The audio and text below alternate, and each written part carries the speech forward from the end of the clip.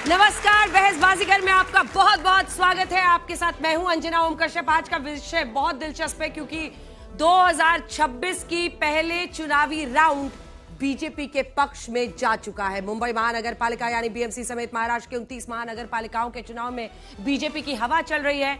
स्थानीय निकाय के नतीजे ये जरूर हैं, लेकिन राजनीति में नेतृत्व, रणनीति और उत्साह मायने रखता है और इसीलिए 2024 से संसद से लेकर राज्यों, पंचायत तक बीजेपी लगातार जीत हासिल कर रही है।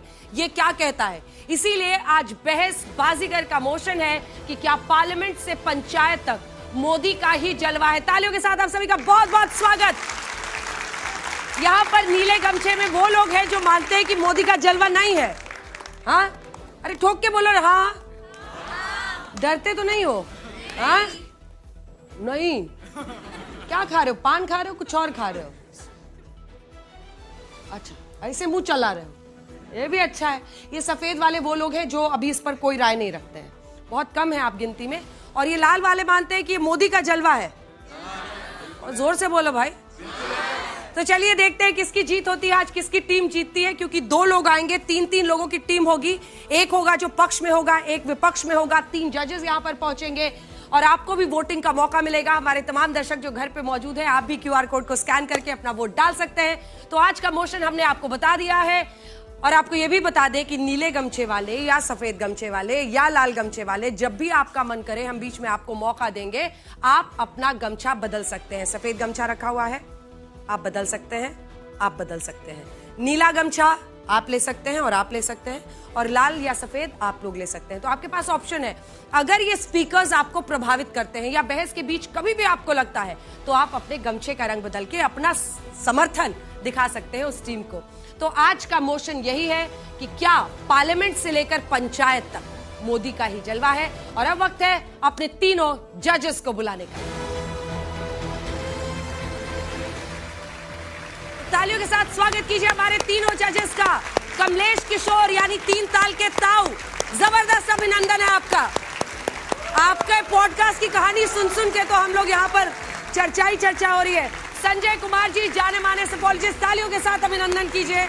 और राशिद किदवई साहब, वरिष्ठ पत्रकार, कई किताबें लिख चुके हैं, वो बहुत अच्छे से समझते हैं भारत की राजनीति को। तालियों के साथ आप तीनों का बहुत बहुत स्वागत है।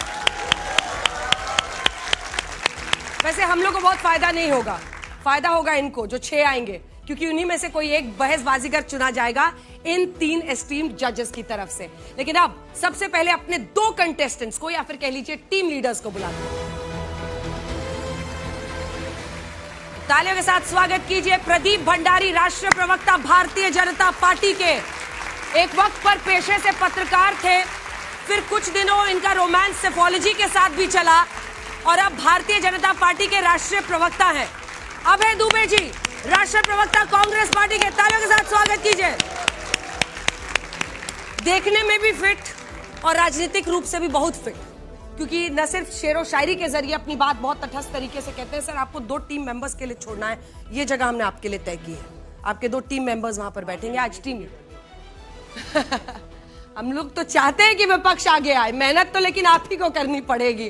तालियों के साथ अपने अगले 2 वक्ताओं को बुलाते हैं। तालियों के साथ स्वागत कीजिए सत्य प्रकाश मिश्रा, जेडीयू के प्रवक्ता भी हैं, नेता हैं, और आनंद दुबे जी। ताली बजाइए भाई। बहुत मायूस हुए थे बीएमसी के रिजल्ट्स को देखकर, लेकिन मोर्चा संभाले हुए अपनी पार्टी की तरफ। बहुत बहुत स्वागत है।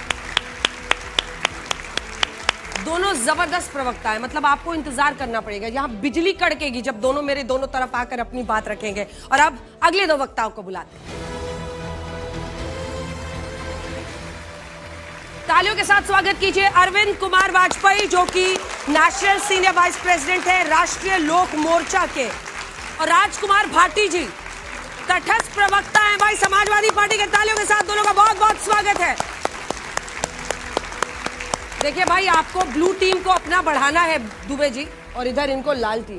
सवाल हमने सीधा सपाट रखा है। मुझे पता है कि सवाल आपको बहुत पसंद नहीं आ रहा होगा, लेकिन फिर भी चर्चा तो इसी पर होगी, क्योंकि 5 राज्यों के चुनाव भी है और बीएमसी के साथ साथ बीएमसी को मिलाकर जो कुल 29 निकाय चुनाव हुए हैं महाराष्ट्र में, उसमें बीजेपी को जबरदस्त जीत मिलना एक बहुत बड़ा संकेत है। क्या पार्लियामेंट से पंचायत तक मोदी का ही जलवा है?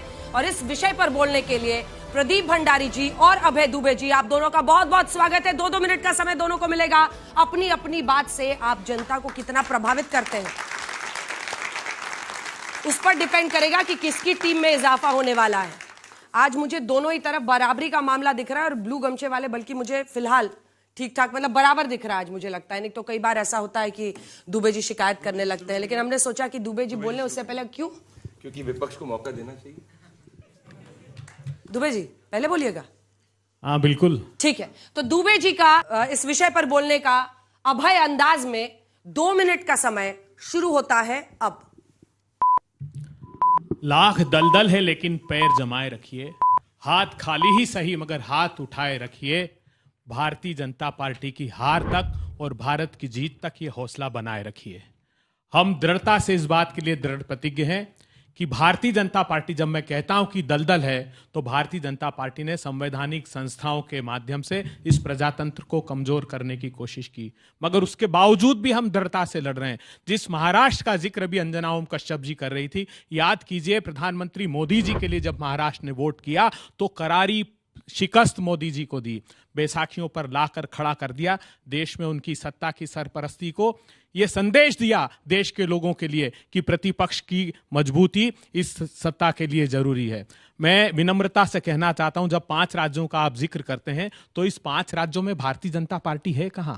तमिलनाडु में उनका अस्तित्व नहीं है, केरला में उनका अस्तित्व नहीं है, पुदुचेरी में सिर्फ 6 सीट है लेकिन उन्होंने षड्यंत्र पूर्वक वहां सरकार बनाई। असम में भी बैसाखियों पर है, असम में उनका पूर्ण बहुमत नहीं है, केरला में उनकी 0 सीट है। तो जहां तक इन 5 राज्यों का प्रश्न है, तो भारतीय जनता पार्टी का अस्तित्व जो एकमात्र असम में है वो भी समाप्त होने वाला है। दूसरा बड़ा हथियार इन्होंने वोट चोरी का किया है। इस प्रजातंत्र को आघात बताते हुए जनादेश की अपेक्षा ज्ञानादेश पर भारतीय जनता पार्टी निर्भर है।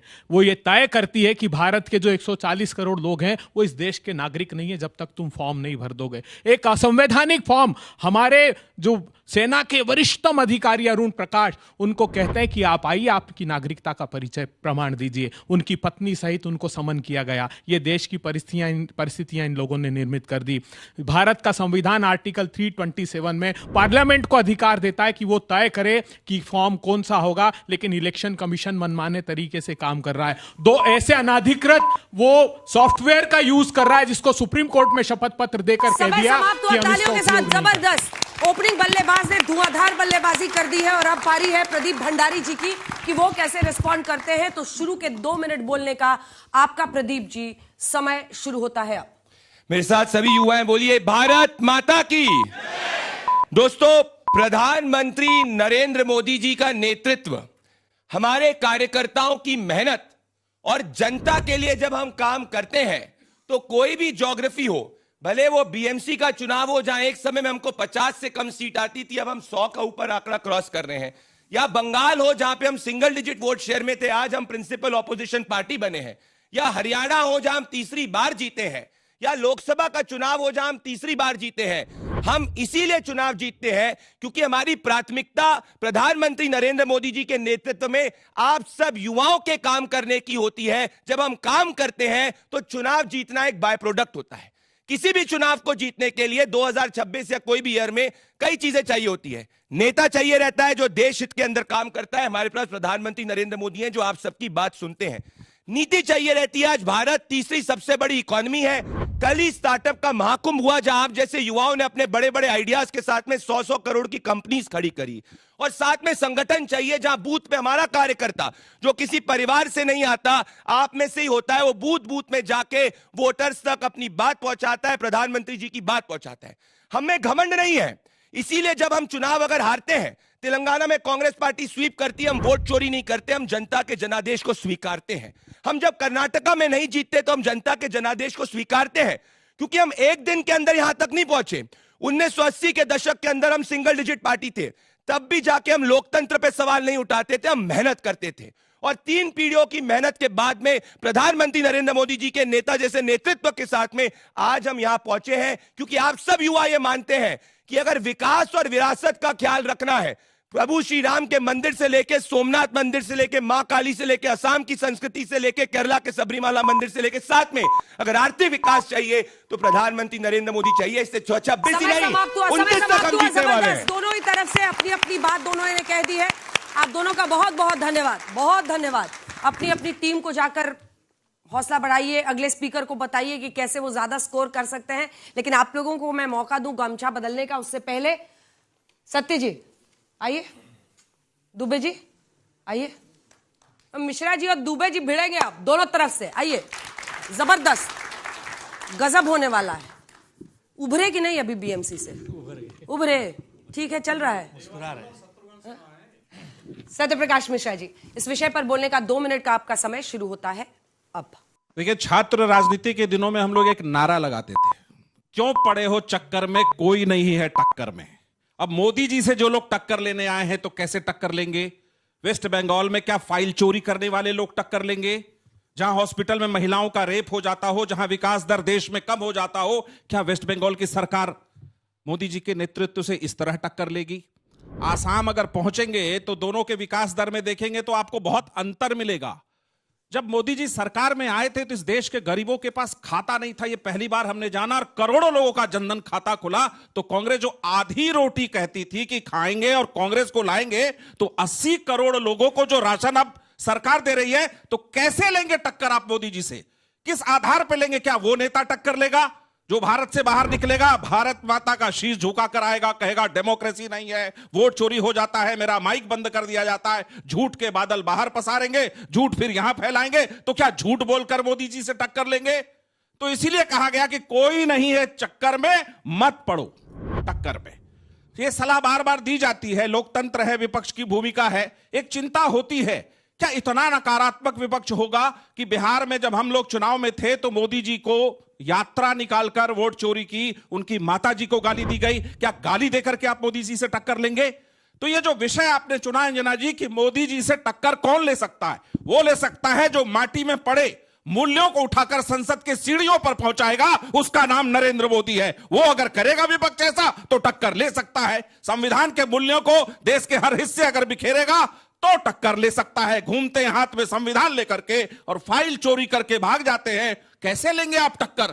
कहते हैं हम दोनों गठबंधन में है, इंडी गठबंधन, फिर सिर्फ फटोवल फाइट करते हैं, उसको कहते हैं फ्रेंडली फाइट। कैसे लेंगे टक्कर? तो मत पड़ो चक्कर में, कोई नहीं है टक्कर में। जबरदस्त बिजली कड़केगी, दुबे जी बोलेंगे। आत्मविश्वास को समेट कर इन्होंने जो पूरा रायता फैल गया है उसको इकट्ठा करके इन्होंने हिम्मत बांधी है। 2 मिनट के लिए दुबे जी मिश्रा जी के मुकाबले बोलने वाले हैं। समय आपका शुरू होता है अब। युद्ध नहीं जिनके जीवन में, वो भी बड़े अभागे होंगे, या तो प्रण को तोड़ा होगा या तो रण से भागे होंगे।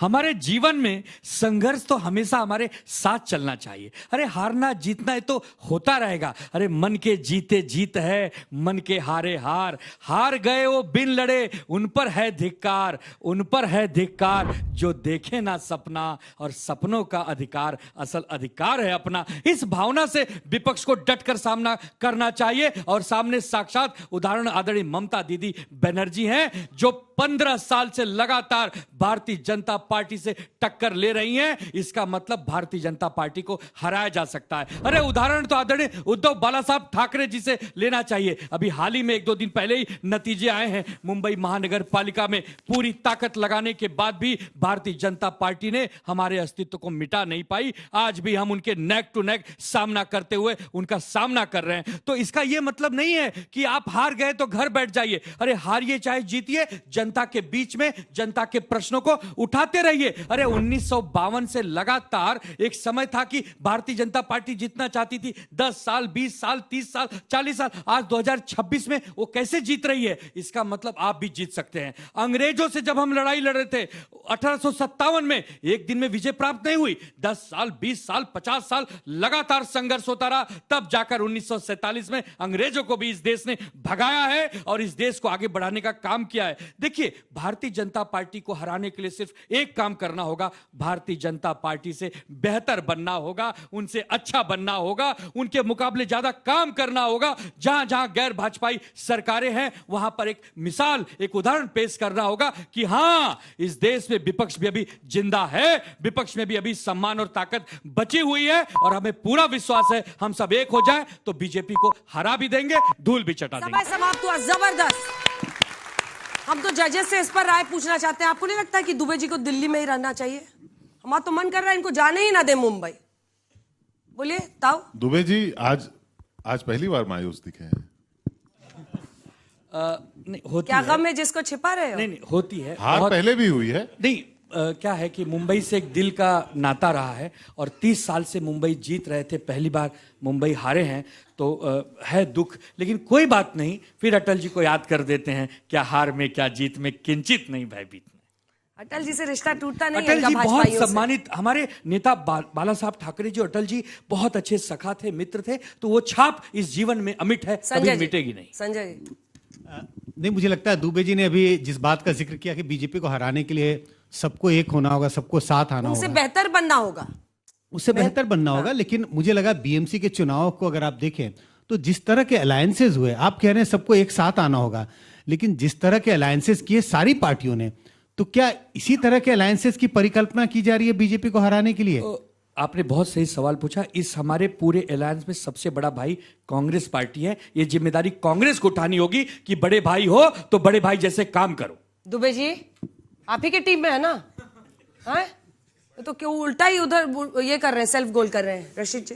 देखिए, थोड़ा आत्मचिंतन का अभाव नजर आया, क्योंकि एक बात जो है वो ये कि दोनों ठाकरे बंधु क्यों मिले, और उस तरह की जो बात जो की गई फिर से मराठी अस्मिता की, और जो बड़बोलेपन दिए गए, मुझे लगता है उससे उद्धव ठाकरे को नुकसान हुआ। तो आप अपने उसमें थोड़ी सी इस बात का भी हाईलाइट करें कि थोड़ी की स्ट्रेटेजिक मिस्टेक हुई, जनता ऐसे नकारती नहीं हमारा आत्मचिंतन शुरू है, हम आपसे वादा करते हैं कि शून्य से शिखर तक जल्द ही आपके सामने दिखेंगे। आपका आत्मचिंतन क्या है कि स्याही मिट गई, चुनाव आयोग ने जितवा दिया उनको, टूटी टांग के साथ गए? अधिकारियों ने कल बैठक करके छोड़ो सेटिंग कल की बातें, कल की बात पुरानी, आओ लिखते हैं हम सब एक नई कहानी, हम सब शिव सैनिक, हम सब शिव सैनिक। मैंने इनके मुंह से हिंदुस्तानी तक नहीं निकला और ये लेंगे टक्कर। वाह, एक मिनट, शिवसेना क्या हिंदुस्तान से बाहर है?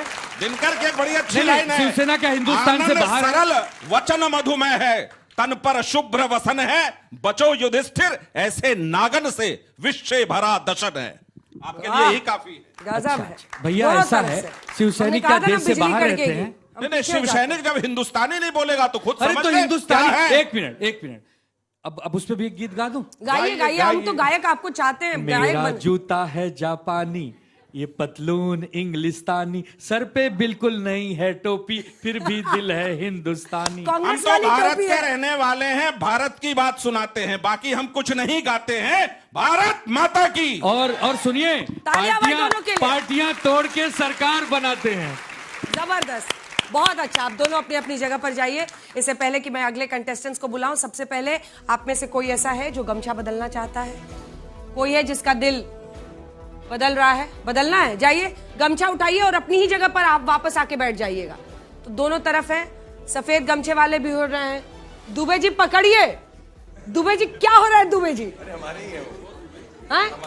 तो हम दो दुबे जी है ना उधर, हम अभय दुबे जी को कह रहे हैं। अभय जी क्या हो रहा है ये?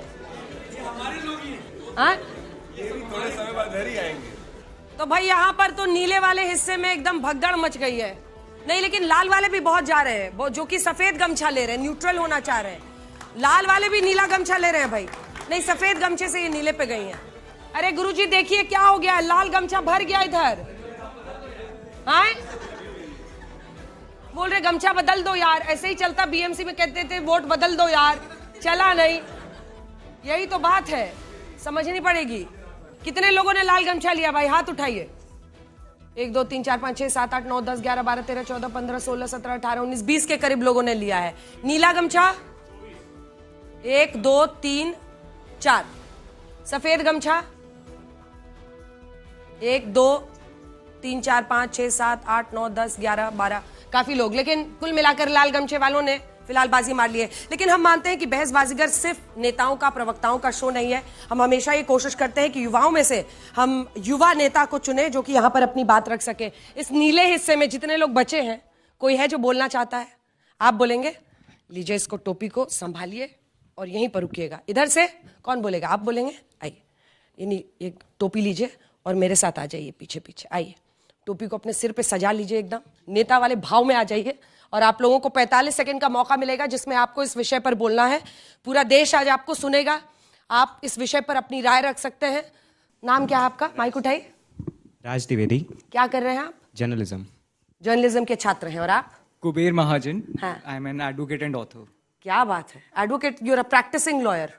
युवा है ना, वैसे नेताओं का तो क्या, भी नितिन नवीन जी बन रहे हैं, उनको युवा ही अध्यक्ष बोला जा रहा है। इस विषय पर बोलने का आपका 45 सेकंड का समय शुरू होता है अब।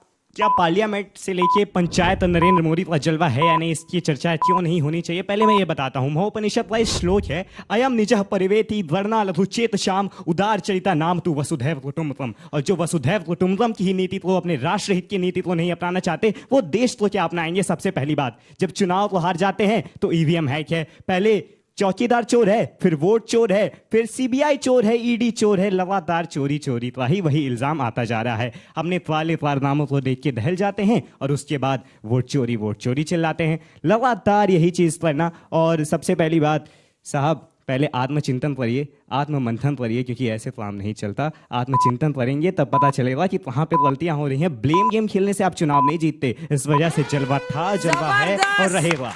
ताली ठोकिए भाई, जबरदस्त। आप लोग तो हौसला बढ़ाइए उनका।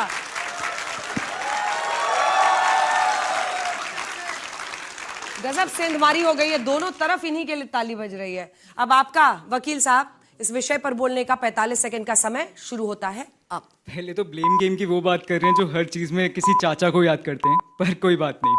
देखिए, ये देश युवाओं का है और युवाओं को पता है कि हमारे फॉरेन रिलेशन कैसे हैं। क्या हमारे आपसी नेबर से रिश्ते ठीक हैं? क्या हमारे वेस्टर्न कंट्रीज के साथ रिश्ते ठीक हैं? क्या हम जब किसी देश से बात करते हैं तो कितने देश हमारा साथ दे रहे हैं? क्या हमारी फॉरेन पॉलिसी छोड़िए, क्या हमारी देश की नीति सही चल रही है? क्या युवाओं के पास नौकरी है? क्या हर घर में महिलाएं सेफ हैं? क्या हर घर में आजादी के साथ अपनी ही सरकार को क्रिटिसाइज किया जा पाता है? आज भी कितने लोग हैं जिन्हें दाढ़ी उगाने में डर लगता है कि कहीं मुझे हिंदू के अलावा कोई और मजहब का ना समझ में जबरदस्त भाई, दोनों तरफ से बहुत अच्छा। ऐसे युवा नेता हैं जो टक्कर देंगे आने वाले समय में। जबरदस्त। कोई जजेस कुछ बोलना चाहे इन पर? अच्छा बोला दोनों ने, बहुत अच्छा बोला जी। देखिए, अभी कांग्रेस पार्टी एक अपना टैलेंट हंट वो कर रही है, तो उसको यहाँ देखिए, अगर तो उनको एक अच्छा टैलेंट यहाँ मिल सकता है। दुबे जी के नौकरी को खतरा खतरा खतरा। आप ही इंटरव्यू ले रहे हैं यहाँ भी तो भाई इंटरव्यू। देखो, बगल में ही है, छोटा सा अपना अगर रिज्यूमे देना हो बढ़ाते हुए ही जाना। तालियों के साथ दोनों का बहुत बहुत अभिनंदन, जबरदस्त। और एक बात कहना चाहूंगा, कोई खतरा नहीं है क्योंकि हम टीम की तरह काम करते हैं, एक बंदे पे निर्भर नहीं करते, तो टीम की तरह रहेंगे। नहीं, दुबे जी ने मान लिया, दुबे जी मान गए एकदम। जाइए, बहुत अच्छा, जबरदस्त। दोनों के लिए तालियां बजा दीजिए। राजकुमार भाटी जी आइए जल्दी से, और अरविंद कुमार वाजपेयी जी, आखिरी दो वक्ता। भाटी जी और वाजपेयी जी अपनी अपनी जगह पर। इस विषय पर, क्या पार्लियामेंट से पंचायत तक मोदी का ही जलवा है? आपका बोलने का 2 मिनट का समय शुरू होता है अब। देखिए, मोदी जी जब गुजरात में चीफ मिनिस्टर थे तो वहां उनका जलवा था। अब जब इंडिया के प्रधानमंत्री हैं तो यहाँ इनका जलवा है। और जलवे के पीछे कारण होते हैं, ऐसे ही जलवा नहीं बना करता। दिल के, जनता के दिलों में जब आप घुस जाएंगे, गरीब गुरबा की जब आप काम करेंगे, उनकी चिंता करेंगे। कोरोना का पीरियड आप सभी को याद है, किसी ने चिंता की? प्रधानमंत्री ने चिंता की कि वो अंतिम आदमी के भोजन रात को मिल जाए और वो भूखा न सोए। ये उनकी चिंता का कारण था कि जिसकी वजह से सब कोरोना में भी सब लोगों को भोजन मिला। देखिए, अपोजिशन का जहां तक सवाल है, उनके कारण हैं, कारण उन्होंने ढूंढे। 11 साल में वो कारण ढूंढते रहे और एक नतीजे पर पहुंचे कि अगर हम इकट्ठे हो जाएं तो मोदी जी को हरा देंगे। तो किसने रोका था इकट्ठे होने में? इकट्ठे भी हुए लेकिन फिर अलग हो गए, और इकट्ठे होने के बावजूद भी जनता ने वोट नहीं दिया। क्यों नहीं दिया? उसका भी कारण है। जनता चाहती है रोड मैप, खाली नेगेटिविटी नहीं चाहती कि जनता के आप आए और प्रधानमंत्री और मोदी को क्रिटिसाइज करें और उनको गालियां दे। आपके पास क्या है? अगर आपको जनता सत्ता छोकेगी तो आप देश को कैसे आगे ले जाएंगे? या जब आप पावर में थे तब आपने इमरजेंसी लगाई, तब आपने सिखों का कत्लेआम किया, और आप किसी भी संवैधानिक संस्था का आप इज्जत नहीं करते हैं। सुप्रीम कोर्ट पे आप सवाल उठाएंगे। कल की घटना है, बंगाल हाई कोर्ट में जज साहब को काम नहीं करने दिया। ममता बनर्जी मुख्यमंत्री हैं, जो प्रधानमंत्री का दावा करती थी, एजेंसियों के ऑफिसर को दखलंदाजी करके काम नहीं करने दिया। क्यों नहीं उनके खिलाफ एफआईआर होनी चाहिए? उल्टा उन्होंने क्या किया कि एफआईआर करा दी ईडी के ऑफिसरों पे। तो इन सब चीजों को जनता ठीक नहीं मानती है। अगर आप देश को आगे ले जाएंगे, देश की तरक्की की बात करेंगे, देश को इकट्ठा रखेंगे, राष्ट्र प्रेम की बात करेंगे और सनातन की बात करेंगे और तुष्टीकरण नहीं करेंगे, तो जनता शायद आपके बारे में सोचे। जबरदस्त। समय समाप्त हुआ, समय समाप्त हुआ, समय समाप्त हुआ। राजकुमार भाटी जी, आपका इस विषय पर बोलने का 2 मिनट का समय शुरू होता है अब। मैं वाजपेयी जी और अपने सभी मित्रों को सलाह देना चाहता हूं कि जब दूसरों पर तबसरा कीजिए, आईना सामने रख लिया कीजिए। जो आप आज जलवा बता रहे हैं, अभी अभय दुबे जी बोल रहे थे कि इनका जो है पश्चिम बंगाल में, केरल में कोई रुतबा नहीं है, केवल एक आसाम में है। आसाम में भी कैसे बना था, इस देश को याद रखना चाहिए। आसाम के जो मुख्यमंत्री हैं जिन्होंने बीजेपी का जलवा वहाँ बनाया, वो कांग्रेस में थे। सारी बीजेपी उनके खिलाफ प्रदर्शन करती थी कि भ्रष्ट आदमी है, इसको जेल भेजो, इसके खिलाफ मुकदमा करो। और जैसे ही वो बीजेपी में शामिल हुए, वही मुख्यमंत्री बना रखे हैं। महाराष्ट्र में क्या किया, कैसे तोड़ी जो शिवसेना, शिंदे के विधायकों को हवाई जहाज़ों से पकड़ पकड़ के दूसरे राज्य में 5 स्टार होटलों में बंधक बनाया गया। एनसीपी कैसे टूटी, प्रधानमंत्री जी गए, इस आदमी के ऊपर 70,000 करोड़ घोटाले का आरोप है, और मुख्यमंत्री कहते थे अजीत पवार चक्की पी सिंह, चक्की पी सिंह, चक्की पी। अजीत पवार ने जैसे ही पार्टी ज्वाइन की, बीजेपी, मुकदमे खत्म। तो ये तो इसलिए जलवा नहीं है इनका पश्चिम बंगाल में और केरल में और तमिलनाडु में, क्योंकि ममता दीदी और एमके स्टालिन इनसे डरे नहीं। डराने की कोशिश तो उन्हें भी कर रहे हैं। अभी बोला था उन्होंने, भंडारी जी ने, कि हमें घमंड नहीं है। तो मैं 2 पंक्ति बोलना चाहता हूं उसी से जोड़ते हुए कि माना कि आप घमंडी नहीं हैं, लेकिन उद्दंडी हैं, पाखंडी हैं। लोकतंत्र को बना दिया आपने मंडी है। और ममता दीदी से मत टकराना, वो दुर्गा है, काली है, रणचंडी है। तो ये जो आप चुनाव में आप जीते हैं, चलो ठीक है, लेकिन ये लोकतंत्र में हार जीत लगी रहती है। ये कोई स्थायी, ना हार स्थायी होती है, ना जीत स्थायी होती है। लेकिन जीत के बाद आपके अंदर जितना अहंकार आता है और विपक्ष को आप अपमानित करने लगते हैं, वो लोकतंत्र के लिए खतरनाक। समय समाप्त हुआ। जबरदस्त, जबरदस्त। आप दोनों का बहुत बहुत धन्यवाद। अपनी अपनी जगह पर चले जाइए। आ जाइए प्रदीप भंडारी जी, अभय दुबे जी, कोई सवाल जो आपका इनसे हो। मैं युवाओं से भी एक एक सवाल 2-3 दोनों तरफ से लेना चाहती हूँ, जिसके बाद आप लोगों को 1-1 मिनट का रिबटल टाइम मिलेगा। आप में से कोई सवाल पूछना चाहता है? पहना है गमछा सफेद, ना ही करूंगा कोई झूठ और फरेब। सुबह एक जज अहमदाबाद के ऑर्डर पास करते हैं अदानी जी के खिलाफ, शाम को ही उनका हो जाता है ट्रांसफर। इस पे मुझे बीजेपी का एक सिंपल सा आंसर चाहिए कि ऐसा क्यों। Public accountability. ठीक है, आइए जल्दी आइए। कौन पूछना चाह रहा था यहाँ से? मेरा सवाल आपसे है। कौन वाले से? भाटी जी से। हाँ जी। आपने अभी बोला कि 5 स्टार होटल में उन्हें बंधक बना लिया। कैसे 5 स्टार होटल में कौन बंधक बन रहा है? 5 स्टार में कौन? इधर से आइए, जल्दी आइए। सर मेरा सवाल आपसे, आपने बोला कि जिनके हॉस्पिटल्स में रेप हो जाता है वो मोदी जी को टक्कर देने लायक नहीं है, which is very true and I clearly support it. लेकिन क्या जिनके एमएलए रेप कर लेते हैं फिर उनको रहना ठीक है, उनका रहना ठीक है? मैं ये पूछना चाहूँगा कि मोदी जी के बाद नेक्स्ट लाइन में कौन, और क्या हर शो को मोदी जी का नाम देने से युवाओं के बीच एक डिजिटल फैटिग नहीं होगा कि कोई भी अगर नया स्कीम आ रहा है या फिर कोई भी बहस का प्लेटफॉर्म, उसका नाम मोदी दे दिया जाएगा? जल्दी से कहा। मैं इनसे पूछना चाहूंगी कि आखिरकार आप ममता जी को कैसे सपोर्ट कर सकते हैं, एक ऐसी नारी जो कि कहती है कि स्त्रियों को घर से बाहर रात को नहीं निकलना चाहिए, और अगर रेप हो जाता है तो फिर उनकी गलती है ना। ठीक है, हर राज्य में वही कहानी है, सब एक दूसरे पर सिर्फ दोष मढ़ते हैं। जब इनसे जवाबदेही इस पर मांगिए तो बोला कोई जज का कोई सवाल इन दोनों से? ताऊ पूछो। मैं देख रहा हूं कि भंडारी जी और उनकी टीम और बहुत सारे लोग ये कह रहे हैं कि मोदी जी का जलवा है, वो है, पर पंचायत तक, पार्लियामेंट तक तो ठीक है।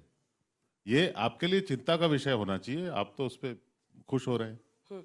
संजय जी, जो बात पहले भी निकल के आई कि बार बार ये हो रहा है कि बीजेपी को घर हराना है तो सबको साथ आना होगा, और कई लीडर ने यहाँ पर स्पीकर्स ने ये ममता बनर्जी का जिक्र किया, तो पार्टियां तो साथ आ रही हैं, लेकिन मुझे लगता है कि नेतृत्व की बात अगर होती है, क्योंकि जनता पूछती है कि लीडर कौन है, 3-4 लोगों ने ममता बनर्जी का जिक्र किया, तो क्या आपको लगता है कि इस पे आपकी सहमति बन जाएगी कि अगले आने वाले चुनाव, लोकसभा का जब चुनाव हो तो वही नेता होंगे? तो उस पे लीडरशिप पे क्या अप्रोच है अपोजिशन का? रशीद जी, अब विपक्ष का जो एक सकारात्मक रोल होता है उसका क्यों अभाव हमें नजर आता है? तमाम चाहे वो म्युनिसिपल कॉर्पोरेशन हो या पार्लियामेंट में हो, तो विपक्ष एक कंस्ट्रक्टिव रोल क्यों नहीं कर रहा? विपक्ष वाला एक सवाल मैं पूछ लेता हूं इनसे। आपने कहा कि दलदल में पैर, दलदल है पर पैर जमाए हुए हैं, निकलने का इरादा क्यों नहीं करते आप? ठीक है, अभी टाइम सेट करते हैं पहले, चूंकि आप ही ने शुरू किया था तो आप ही जवाब देना शुरू कीजिए। रिबटल राउंड का जो छात्रों के भी सवाल थे उन सब पर जवाब देने का आपका 1 मिनट का समय शुरू होता है। अभय दुबे जी, अब हाँ, कुछ जीत खड़ी की है मोदी जी ने प्रजातंत्र की हार की बुनियाद पर, हराकर युवाओं के रोजगार के अवसर, किसानों की आमदनी और इन सैनिकों की जिंदगियां, भारत को की हर मोर्चे पर हार तय की है और खुद के राजनीतिक दल की जीत तय की है। मेरे हाथ में ये दस्तावेज है। अजीत पवार को जुलाई 2021 में ईडी ने नोटिस दिया, कहा सुनेत्रा पवार और अजीत पवार एक बैंक के स्कैम में शामिल है। जानते हैं क्या हुआ उस मुकदमे का? जब चार्जशीट फाइल की तो दोनों डायरेक्टर्स का नाम ड्रॉप कर दिया।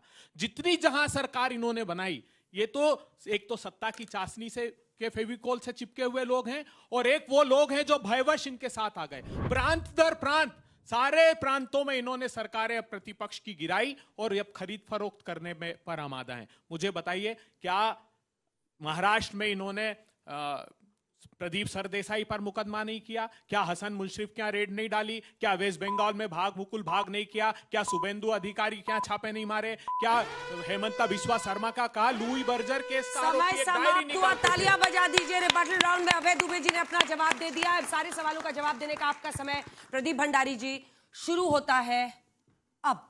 हम विकास करते हैं और प्रधानमंत्री नरेंद्र मोदी जी भले पंचायत हो या लोकसभा हो, हमारे विकास करने वाले नेता हैं जिनके साथ में लोकल लेवल से लेके स्टेट लेवल तक बाकी सब नेता ऐड करते हैं। आज आप देखिए, जब बीएमसी के इलेक्शंस के कल नतीजे आए, देवेंद्र फडणवीस जी साथ में थे। म्युनिसिपल कॉर्पोरेशन के अंदर आप नीचे काउंसलर चाहिए, काउंसलर्स अपनी बात करते हैं। उत्तर प्रदेश के अंदर चले जाइए, योगी आदित्यनाथ जी हैं। तो हर जगह हमारे नेता है। पर हां, हमें गर्व है कि प्रधानमंत्री नरेंद्र मोदी जी भले पंचायत हो या लोकसभा का चुनाव हो, देश की जनता मानती है कि उन्होंने विकास किया है। आप गूगल करिए, भारत तीसरी सबसे बड़ी इकॉनमी बनने की कर्ज पे है, चौथी सबसे बड़ी बन चुका है। सबसे ज्यादा भागीदारी युवा है, 1 लाख से ज्यादा परिवार के बिना वाले युवाओं को राजनीति में बीजेपी ला रही है। नितिन नवीन जी का कोई परिवार में नहीं था जो आज भारतीय जनता पार्टी के अध्यक्ष बने। बात रही केस की, सुप्रीम कोर्ट के ट्रांसफर या हाई कोर्ट के ट्रांसफर सरकार नहीं करती, कोर्ट करता है, सब जुडिस मामला है। पॉइंट नंबर 3 की बात कही, ममता बनर्जी, बताइए, एक मुर्शिदाबाद से हिंदू को इसलिए पलायन करना पड़ता है क्योंकि वो हिंदू है। ये दिनाजपुर के अंदर बीडीओ ऑफिस को मार दिया जाता है क्योंकि वहां पे सही तरीके से नहीं हो रहा है। बहुत अच्छा, जबरदस्त। रिबटल राउंड में कुछ पूछना है? कोई काउंटर क्वेश्चन?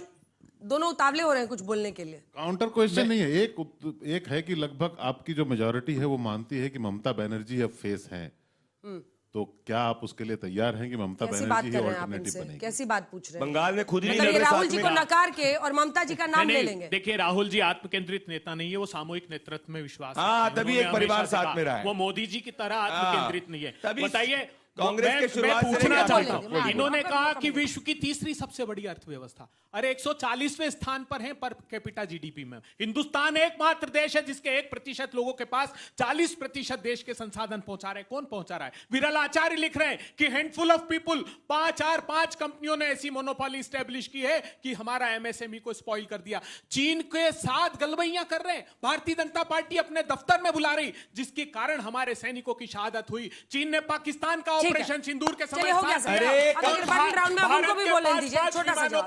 कोई सवाल बीजेपी से? बीजेपी से जानना चाहता हूं, प्रदीप जी, आपकी पूरी पार्टी की राजनीति पूरी नरेंद्र मोदी की इर्द गिर्द ही होती है, चाहे वो पंचायत हो या पार्लियामेंट। ये तो एक लोकतंत्र या जो भाजपा संघ परिवार का पीढ़ी सोचती व्यक्तिवाद के खिलाफ थे, लेकिन अब तो व्यक्ति पूजा हो रही है।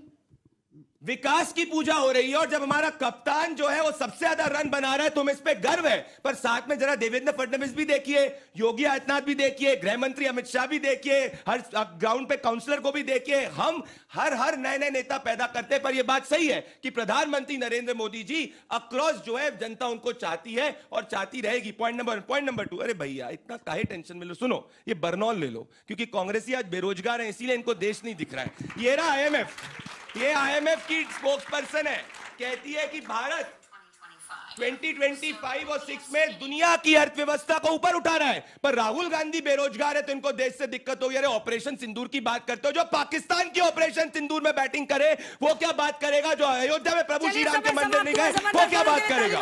समय समाप्त हुआ, आप दोनों अपनी अपनी जगह पर चले जाइए। आइए दुबे जी, आइए, एकदम फिल्मी स्टाइल में चलना है दुबे जी। आइए दुबे जी, आइए। मिश्रा जी आप भी आइए। अभी से आप लोग बहसबाजी कर तय कर रहे हैं क्या? कौन अच्छा बोल रहा है, कौन बुरा बोल रहा है? मुश्किल हो रहा है हमारे लिए, आज मुश्किल है, बहुत मुश्किल हो रहा है। नए नए नतीजे आए हैं तो भाई जोश तो जरा ज्यादा है। इसी के लिए हम लोग भी कंसल्टेशन दुबे जी भी ऐसे चल रहे हैं आज। देखिए विषय है नियत, नेतृत्व, नेता। समय तय करूं या समय से परे? आप कहिएगा तो हम शुरू हो जाते हैं। आपका 1 मिनट का समय। सत्य प्रकाश मिश्रा जी शुरू हो रहा है। देखिए विषय है नियत, नेतृत्व और नेता का। जब मोदी जी 11 साल पहले इस देश के प्रधानमंत्री बने, उसके पहले क्या वो जो दुबे जी कह रहे थे किसान क्या फ्लाइट पे यात्रा कर रहा था? नहीं कर रहा था ना। किसान को सम्मान निधि किसने दिया? कौन योजना लेकर के आया? जनधन खाता से लेकर के 80 करोड़ तक को राशन देने की योजना कौन लेकर के आया? महिलाओं को आरक्षण देने का बहुत दिन से चल रहा था, उसको पारित किसने किया? और अगर आप एक ध्यान से देखिए, इस देश के जितने भी युवा थे उनके लिए तरह तरह के फाइनेंशियल स्कीम्स को कौन लेकर आया? क्या मनमोहन सिंह के जमाने में स्टार्टअप इंडिया, MSME सुना था क्या? तो जो नेता लेकर के आएगा, जो एड्रेस करेगा मुद्दों को, नेतृत्व वहीं से पैदा होगा और उनका नाम नरेंद्र मोदी है। इससे अगर उनको पेट में दर्द होता है तो हमें खुशी होती है, कोई दिक्कत नहीं है। आपके नेता क्या कर रहे हैं शुरू से? मोदी तेरी कब्र खोदेगी। बताइए, इस देश के प्रधानमंत्री की आप कब्र खोदने की बात करते हैं? आपकी रैली होती है, आपका कार्यकर्ता कब्र खोदने पे चला जाता है। अरे हम समझते हैं कि इस देश को सींचने की बात करते हैं आप, तो आपका नेता बनता। समय समाप्त हुआ, जबरदस्त हाई वोल्टेज है। यहां तक तापमान बढ़ रहा है एकदम, जहां तक मैं खड़ी हूं। दुबे जी क्या गम है जिसको छिपा रहे हैं? मतलब मुस्कुरा के आज इन्होंने ना एकदम गजब कर दिया है। रिबटल राउंड का आपका 1 मिनट का समय शुरू होता है। पंचायत से दिल्ली की गद्दी तक, मतलब प्रधानमंत्री जी की कुर्सी तक, प्रधानमंत्री जी का जलवा है, नरेंद्र मोदी जी का जलवा है, ऐसा एक भ्रम हो गया है भाजपाइयों को। आप सोचिए कि 2014 में आप आए थे ये कहकर कि मैं अच्छे दिन लाऊंगा। लोगों ने उम्मीद से ज़्यादा 275 से ज़्यादा सीटें आपको दी। 5 साल आपका देखा, फिर 2019 में आए, फिर 275 के ऊपर आपको सीटें मिली। लेकिन 2024 आते आते आपके विकास के रथ के दोनों पहिए पंचर हो गए और 240 पर आप रुक गए। इसका मतलब पंचायत से प्रधानमंत्री जी के जलवे का जो भ्रम है वो टूट गया। अभी हमारी एक बिटिया ने कहा कि सर या भैया आप ममता बनर्जी जी को समर्थन क्यों कर रहे हैं? अरे ममता दीदी तो माँ दुर्गा और माँ काली की उपासक हैं। उनके खिलाफ जो एक नैरेटिव सेट कर रही है भाजपा कि ये हिंदुत्व का विरोध करती हैं, उनसे बढ़िया हिंदुत्ववादी नेता इस देश में मोदी जी के टक्कर देने वाला और कोई है नहीं। इसके लिए ममता दीदी का समय समाप्त हुआ, ताली बजा दीजिए। कुछ दिन पहले तक दुबे जी राहुल गांधी की भी ऐसी ही तारीफ कर रहे थे और जैसे महानगर पालिका में हारे हैं दुबे जी को कोसने लगे हैं। लेकिन चलिए, नहीं कोस रहे हैं।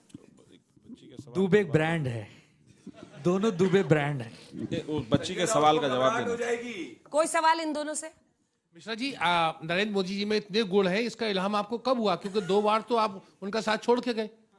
राजनीतिक परिस्थितियों में कई निर्णय होते हैं, वो बिहार का विषय था और हम कई बार साथ जुड़कर आए और हम एनडीए के सबसे पुराने साथी हैं और अटूट बंधन है हमारा, साथ चलेंगे। बिहार आगे बढ़ रहा है और बढ़ता रहेगा। मुझे एक बच्ची के सवाल याद आ रहा है, बलात्कार पर एमएलए, बिल्कुल कोई भी हो, एमएलए हो, एमपी हो, कोई हो, अगर रेपिस्ट है और अदालत निर्णय कर चुकी है वो जेल में रहेगा, वो तब तक पद पर नहीं रह सकता जब तक उस पर आरोप तय है। एक सवाल का जवाब दीजिए। अभी दुर्गा बता रहे थे, देवी बता रहे थे, जिस हॉस्पिटल में रेप हुआ, शुरुआत में उनकी तमाम पुलिस व्यवस्था, सुप्रीम कोर्ट तक, कपिल सिब्बल जी, वो सब छिपाने में लग गए कि आखिर हुआ क्या था, जबकि सच्चाई जानना था। अरे ऐसी दुर्गा का रेप हो गया, दुर्गा चुपचाप रही। अरे दुर्गा को बर्खास्त करना चाहिए था, रेपिस्ट को सजा दे करके कुचल देना चाहिए था। दुर्गा और काली का उपासक बताया हूं, उनको दुर्गा नहीं बताया। दुर्गा मत बताइए। अरे सुनने फाइल रेड में फाइल लेकर के भागने वाली को दुर्गा मत बताइए। 7 से ज्यादा स्कैम हो चुके हैं, स्कैम करने वाली को दुर्गा बताकर आप गजनी कब से हो गए? अपमान मत करिए। Short term memory loss. अरे मैं उनको दुर्गा का उपासक मैं वो शब्द इस्तेमाल नहीं करना चाहता हूं। आप लोग दो मुंहे बहुत हैं, ये बात सही है। अच्छा भैया एक बात बताओ, मैंने तो दुर्गा का उपासक बोला था, उनको दुर्गा नहीं बोला। भी बोला था, सब बोला था। नहीं मैंने नहीं, वो अभय जी ने नहीं, वो किसी और ने बोला था। अभय जी ने बोला नहीं। अच्छा एक बात बताओ, मतलब सामने में कंफ्यूज कर दे रहे हैं। नहीं, एक मिनट, उन्होंने भाटी साहब ने कहा था, देख लीजिए। अच्छा एक बात बताओ, Ghajini short term memory loss था क्या? 10 सेकंड में आप भूल जाओगे सब चीज? तो युवाओं, मेरे साथियों, इनके भ्रम के जाल में मत फंसो। ये क्या कहते हैं मालूम है? ये तो वही कहते हैं कि वही फिर से कहना पड़ेगा कि देखो मिश्रा जी, वो काम ना करो और हमारे राम भगवान का नाम बदनाम ना करो, मत करो। तालियों के साथ आप दोनों का बहुत बहुत धन्यवाद। अपनी जगह पर आइए। भाटी जी जल्दी से आ जाइए, वाजपेयी जी जल्दी से आ जाइए। आखिरी 2 वक्ता वाजपेयी जी, इस विषय पर रिबटल राउंड का आपका 1 मिनट का समय शुरू होता है अब।